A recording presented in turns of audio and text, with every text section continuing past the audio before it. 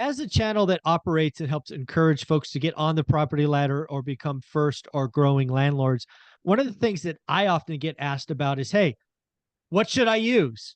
What did you use? We can have all of these conversations. Obviously, I'm an old hat at over 23 years of doing this.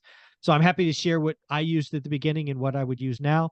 But I thought we should have this conversation with somebody who probably gets this question more often than I do. And that is the CEO of Hemlane, Dana Dunford. How you doing, Dana? I'm great. Thanks for having me. Oh, absolutely. I would assume part of your marketing talk and part of your sales pitch and all these things you're doing is, okay, you could do stuff for free over here and this provides that value, but you also can use systems and applications that provide a lot more. So why don't you lead us off, because I certainly have my thoughts, but given you probably deal with this daily, what are you thinking? Yeah, I think so let me back up here to just talk about the market and the Sure. market of real estate investing. So for real estate investors like yourself, whether you have one rental property or 20 rental properties, you have to kind of think about what type of customer you are. So when a business goes to market with software, there's either consumer software or enterprise software. And actually, landlording falls right in the middle. It's considered SMB, which means it's a small, medium-sized business. And a lot of tech companies or venture capitalists who invest in tech companies will tell you SMB is where startups go to die. Yeah. And Yes. As a the salesperson who had SMB a couple of years, I can tell you it's a different animal.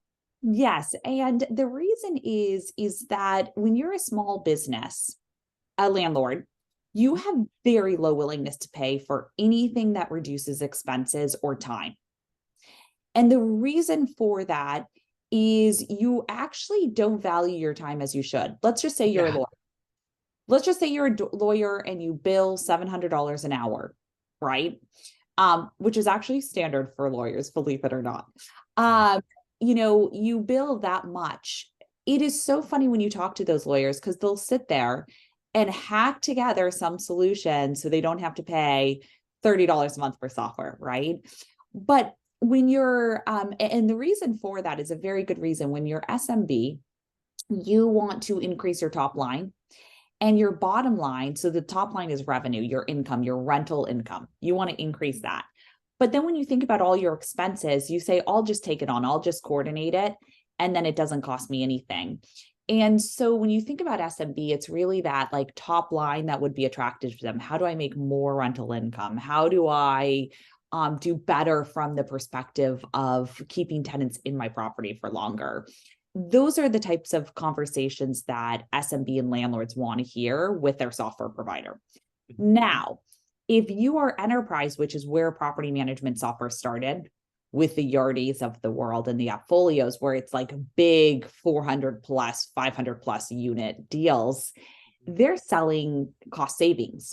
Because if Right. you're a large company, growing your revenue is part of it, but just managing your expenses and saying, how do I not hire another admin? Or how do I make sure that I'm consolidating everything on one platform and not having to pay like 12 platform fees?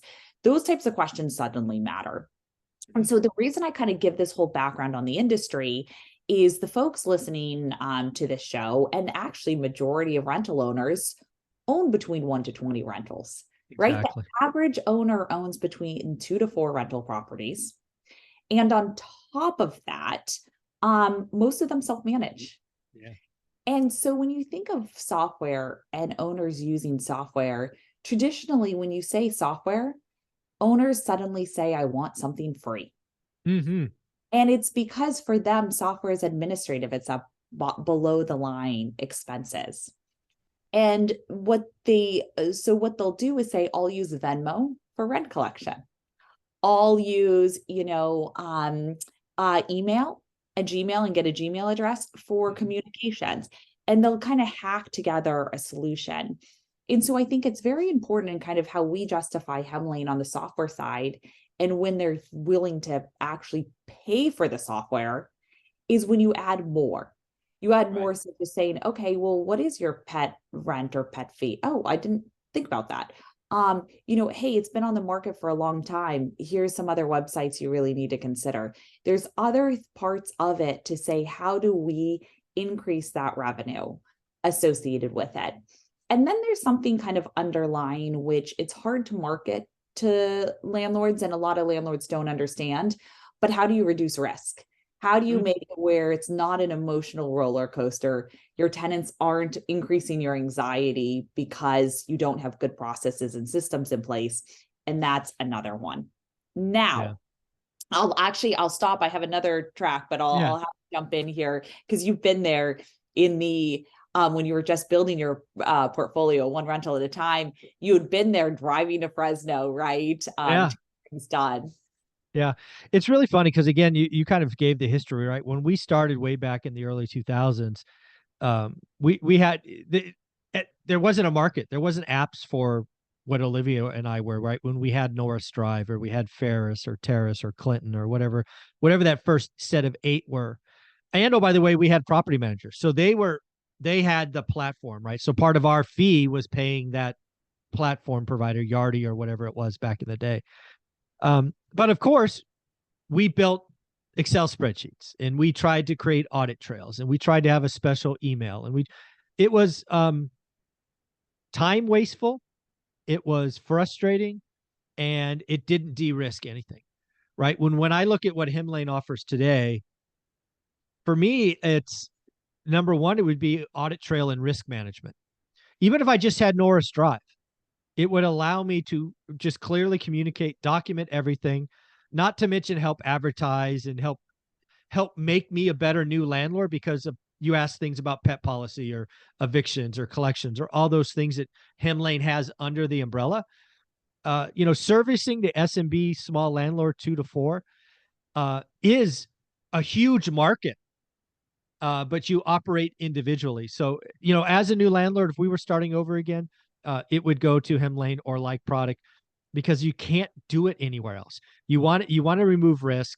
You want to and if it's $30 or $40 a month for one unit or whatever it is, if you're not doing a deal that can pay for that, do a different deal, right? Yeah. If it's that skinny that you can't do it because of that, do a different deal. So time management, yeah, the lawyer example, right? It's mind-boggling to think what we had to hack together 23, 24 years ago to what's available now. It's kind of wild. Yeah, and then the other kind of trend I see, and this is a bigger one for Hemline, and honestly, where we spend most product development is actually people and connecting people. Because real estate, no matter how much you have software, there is a good point from landlords of like, software doesn't solve my problem. It might transfer my rent faster and I don't have to drive down there or get a check and deposit it, but it doesn't solve the pain point that a tenant wants to talk to a human. They want to know there's a person behind this. And so a lot of that of how to use technology to bring coordinators to the owner. Still the owner makes the decision, still the owner is managing their rental property, but how do you take all the administrative burden off of them? And how do you provide the tenants an experience that when they have a problem, there's someone there to help solve it for them? Yeah. And you might be going off the direction of what the owner has you do, like check in and check out and do showings and give them lockbox codes and confirm that they got into the property. And it's all administrative stuff. But I think having humans there really, really matters. And, as much as you can kind of operationalize some of that, there's still a lot where you physically need someone to pick up the phone and give them a call. And so that's where Hemlane, we distinguish. There's some owners who need just that administrative stuff. I'm going to be the decision maker. I just need a coordinator for leasing. I just need a coordinator for repairs. Yep. There's other owners who say, you know what, I don't want to be involved. And I don't want to make the decisions. I don't even know how to make the decisions. I want you to connect me with a licensed leasing agent. Mm-hmm. And that is a really important distinction because now software can finally do that and give the owners the control and power to choose who they work with and be able to switch out who they work with if they don't like who they're working with or they don't like their solution. And so I think that's the kind of more important one to think about when you think about software and the future of it. Yeah. Again, folks, what I would tell you to do if you're watching One Rental at a Time, you are a landlord or thinking about a landlord, you should go get the trial. I think it's a 14-day trial now.